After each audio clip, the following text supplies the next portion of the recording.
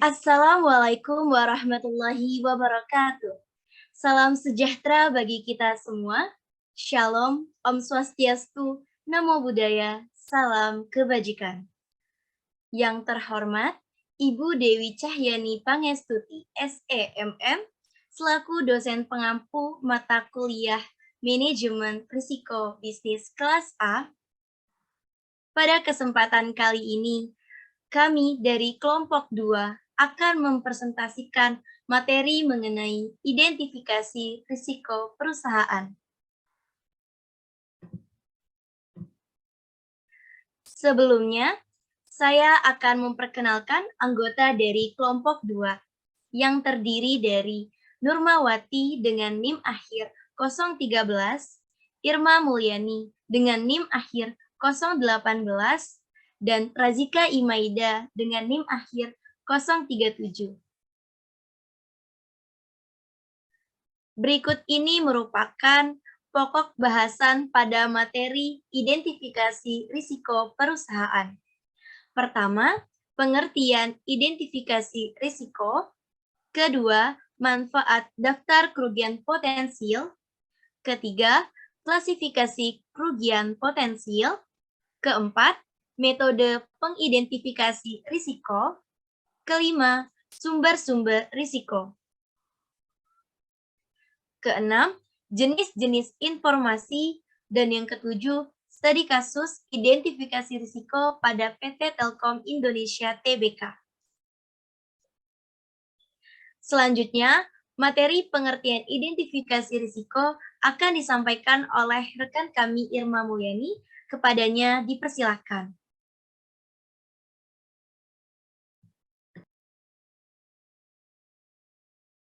Baik, terima kasih Razika. Di sini saya akan menjelaskan pengertian identifikasi resiko. Resiko dapat diartikan sebagai suatu keadaan yang dihadapi perusahaan di mana terdapat suatu kemungkinan yang akan merugikan di kemudian hari. Oleh karena itu, suatu perusahaan perlu melakukan analisis terhadap resiko, sifat resiko, dan juga dampaknya agar resiko tersebut dapat dihindari. Identifikasi resiko merupakan suatu proses di mana suatu perusahaan secara sistematis dan terus-menerus mengidentifikasi properti, liability, dan personal exposures sebelum terjadinya peril. Peril adalah peristiwa atau kejadian yang menimbulkan kerugian. Jadi yang diidentifikasi adalah peril yang dapat menimpa harta milik personil serta kewajiban yang dapat menimbulkan kerugian. Next slide. Selanjutnya, mengapa identifikasi resiko penting? Kegiatan ini sangat penting untuk dilakukan oleh seorang manajer. Karena apabila seorang manajer tidak mengidentifikasi semua kerugian potensial dengan baik, maka tidak akan dapat menyusun strategi yang lengkap untuk menanggulangi semua kerugian potensial tersebut. Adapun tugas dari manajemen resiko. Pertama, membuat daftar atau checklist dari semua kerugian yang dapat menimpa suatu bisnis atau perusahaan. Yang kedua, dengan pendekatan yang sistematis, mencari kerugian-kerugian potensial yang mana dari checklist tersebut yang dapat menimpa perusahaannya. Selanjutnya, sumber-sumber informasi pembuatan daftar kerugian potensial. Yang pertama, data-data dari perusahaan-perusahaan asuransi. Yang kedua, informasi dari Badan Penerbitan Asuransi. Yang ketiga, informasi dari Asosiasi Manajemen Amerika atau AMA. Yang keempat, informasi dari Ikatan Manajer Risiko dan Asuransi. Adapun manfaat dari daftar kerugian potensial bagi perusahaan. Yang pertama, daftar yang dapat menunjang pencapaian berbagai tujuan yang berkaitan dengan pengelolaan bisnis pada umumnya. Jadi, tidak hanya untuk kepentingan manajemen risiko saja. Yang kedua, merupakan suatu cara yang sistematis untuk mengumpulkan informasi mengenai perusahaan-perusahaan lain yang mungkin ada kaitannya dengan aktivitas bisnisnya. Next slide. Sedangkan manfaat daftar kerugian potensial bagi manajer resiko. Yang pertama, untuk mengingatkan manajer resiko tentang kerugian-kerugian yang dapat terjadi pada bisnisnya. Yang kedua, sebagai tempat mengumpulkan informasi yang akan menggambarkan dengan cara apa dan bagaimana bisnis-bisnis khusus yang dapat dimanfaatkan untuk menanggulangi resiko potensial yang dihadapi bisnisnya. Yang ketiga, sebagai bahan pembanding dalam mereview dan mengevaluasi program penanggulangan resiko yang telah dibuat. Next slide. Selanjutnya, materi klasifikasi kerugian potensial akan disampaikan oleh rekan kami Nurmawati. Kepadanya dipersilahkan. Baik, terima kasih Irma. Di sini saya akan menjelaskan mengenai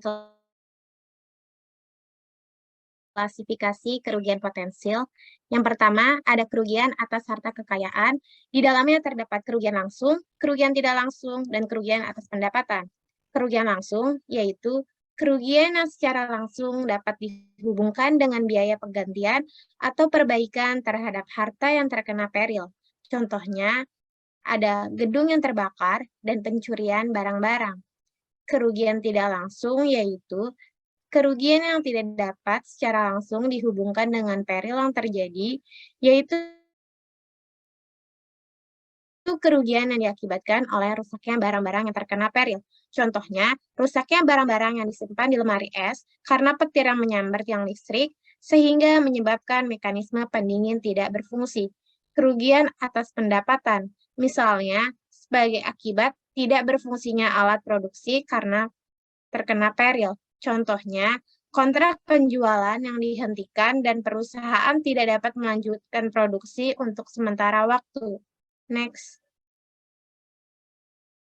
Yang kedua, ada kerugian berupa kewajiban kepada pihak lain. Ialah sebuah kerugian yang berupa kewajiban kepada pihak lain yang merasa dirugikan akibat kesalahan dari bisnisnya. Contohnya, penggantian korban kecelakaan dari kendaraan umum akibat kesalahan dari sopirnya. Selanjutnya yang ketiga ada kerugian personil, adalah kerugian akibat peril yang menimpa orang-orang yang menjadi anggota karyawan perusahaan termasuk keluarganya.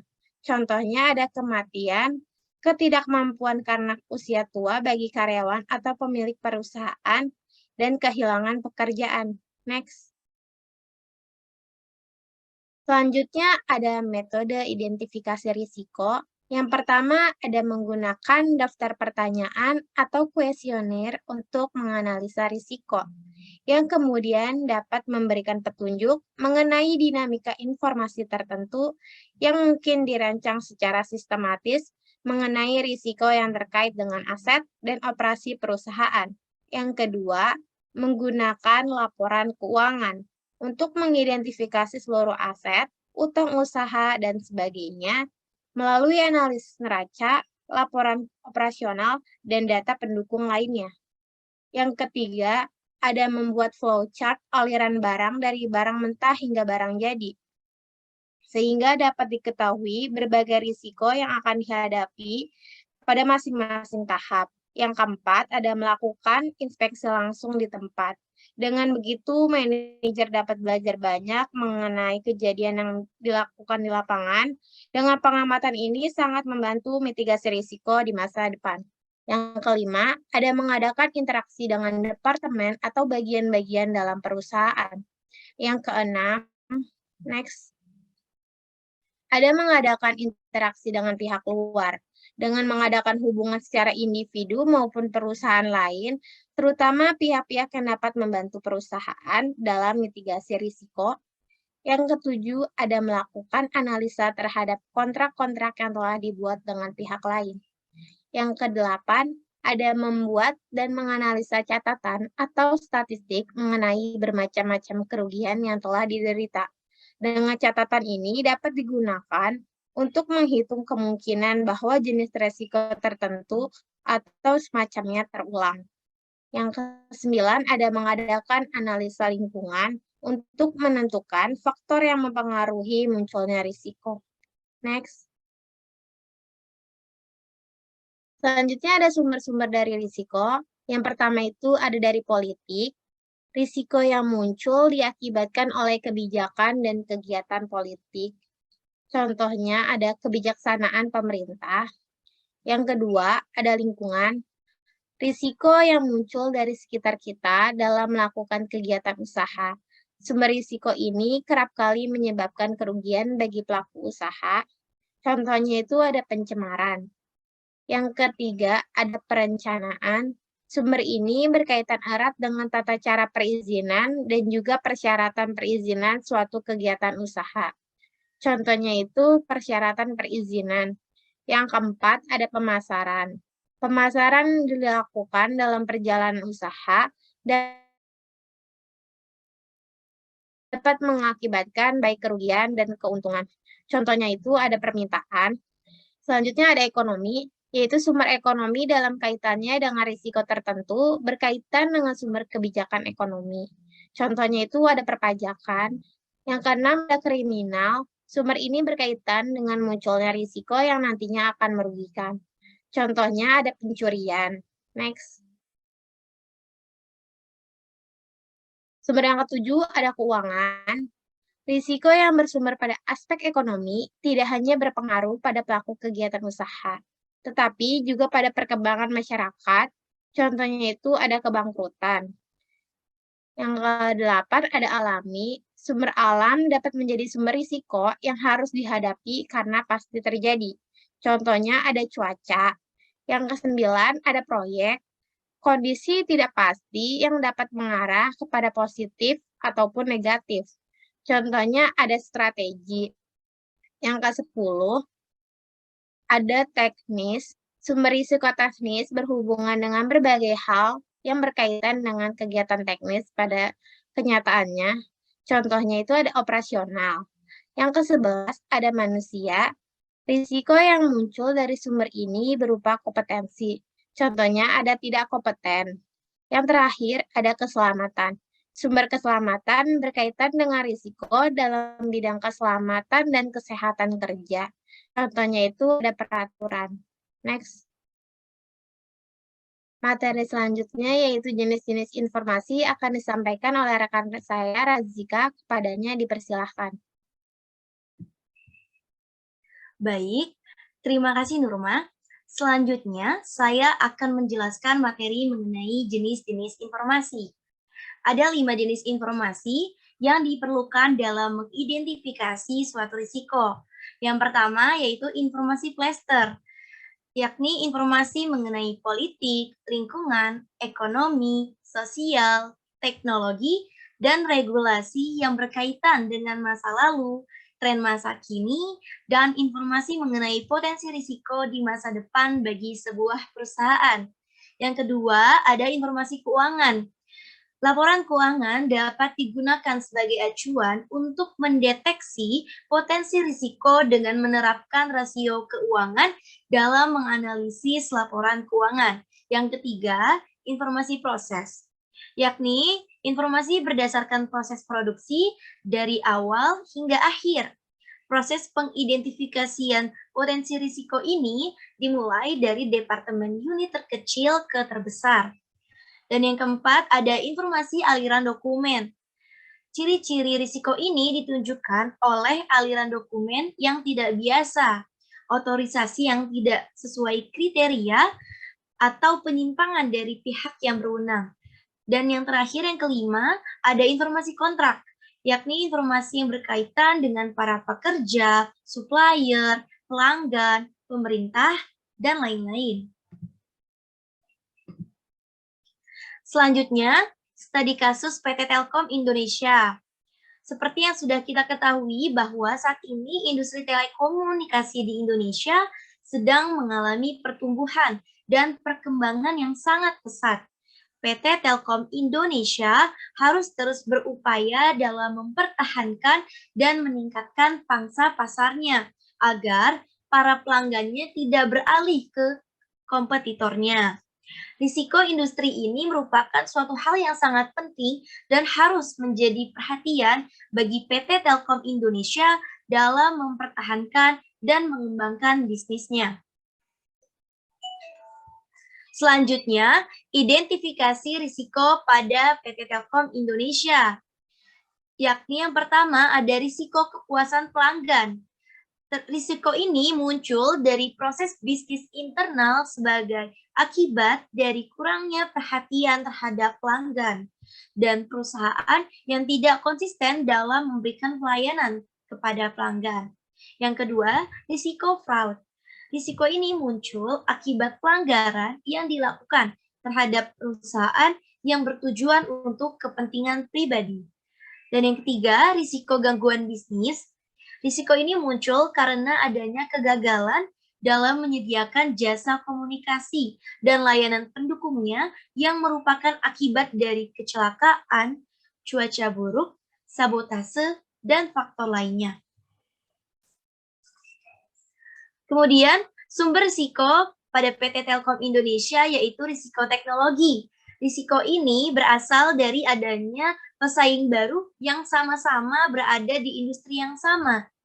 Pada kasus PT Telkom Indonesia dapat kita lihat bahwa semakin berkembangnya suatu teknologi, maka akan semakin banyak pula pesaing yang harus dihadapi oleh PT Telkom Indonesia, seperti Indosat, Ratelindo, Excelcomindo, Bakri Telkom, dan Mobile Edge. Dengan begitu, PT Telkom Indonesia dapat mengalami kerugian dari risiko yang ada tersebut. Kemudian, pengendalian risiko PT Telkom Indonesia. Kasus yang terjadi pada PT Telkom Indonesia dapat ditangani dan dicegah untuk menghindari peristiwa yang sama menggunakan konsep Enterprise Risk Management atau ERM.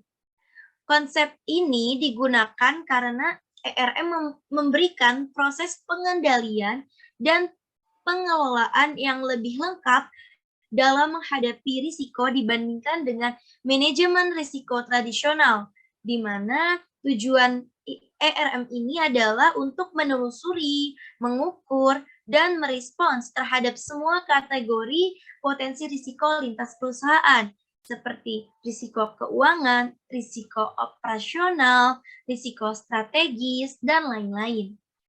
Sementara ERM ini tidak sepenuhnya dapat menghilangkan suatu risiko, tetapi memperkecil risiko tersebut hingga ke tingkat yang dapat ditoleransi oleh sebuah perusahaan. Perusahaan didorong untuk melihat risiko melalui ERM sebagai peluang untuk menjangkau pasar dengan memanfaatkan sumber daya dan daya saing perusahaan, bukan hanya sebagai bahaya atau suatu hambatan.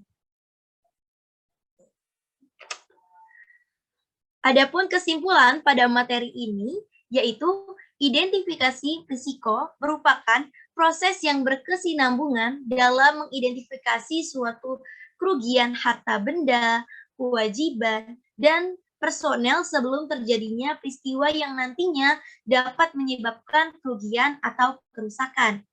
Semua kerugian potensial yang menimpa setiap perusahaan dapat diklasifikasikan menjadi 3, yaitu kerugian atas harta kekayaan, kerugian berupa kewajiban kepada pihak lain, dan kerugian personel. Ada berbagai cara yang bisa digunakan dalam pengidentifikasian risiko, yaitu membuat kuesioner, menganalisis laporan keuangan, membuat flowchart aliran barang, dan lain-lain. Baik, cukup sekian presentasi dari kami. Kami mengucapkan terima kasih atas perhatiannya dan memohon maaf apabila terdapat kesalahan dan kekurangan dalam penyampaian. Kesepian tanpa kekasih. Cukup sekian dan terima kasih. Wassalamualaikum warahmatullahi wabarakatuh.